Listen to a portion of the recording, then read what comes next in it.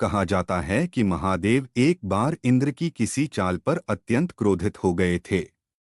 उनके क्रोध से संसार भस्म न हो जाए, इसलिए गुरु बृहस्पति के अनुरोध पर महादेव ने अपनी क्रोधाग्नि को समुद्र में डाल दिया, जिससे समुद्र से एक बालक की उत्पत्ति हुई।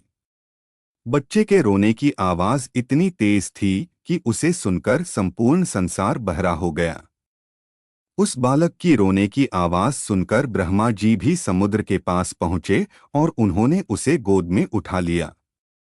बच्चा ब्रह्मा जी के गले से लिपट गया, जिससे वो भाव विह्वल हो गए। ब्रह्मा जी ने बालक का नाम जलंधर रखा। जलंधर जब बड़ा हुआ तो उसका विवाह वृंदा के साथ हुआ, जो बेहद पतिव्रता थी और जलंधर की शक्ति का कारण भी। वृंदा भी एक असुर पुत्री थी, लेकिन वह भगवान विष्णु की परम भक्त थी। जलंधर असुरों का शासक बना। वृंदा के पतिव्रत धर्म के कारण देवता भी जलंधर से जीत नहीं सकते थे। जलंधर अपनी शक्ति का दुरुपयोग करते हुए संसार में आतंक मचाने लगा था।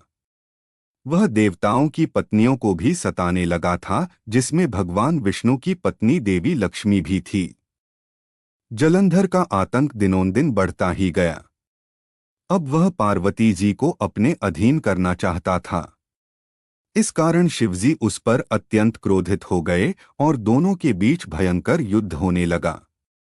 लेकिन जलंधर की शक्ति के कारण महादेव उसे हरा नहीं पा रहे थे। जलंधर की हार तभी संभव था जब उसकी पत्नी वृंदा का पतिव्रता धर्म भंग होता।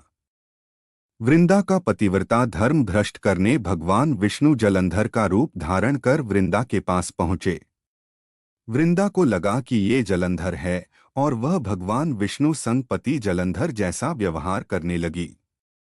इस प्रकार वृंदा का पतिव्रता धर्म भंग हो गया और महादेव जलंधर का वध कर सके।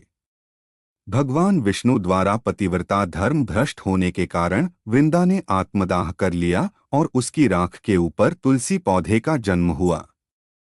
इस प्रकार वृंदा आज के युग में तुलसी के रूप में जानी जाती है।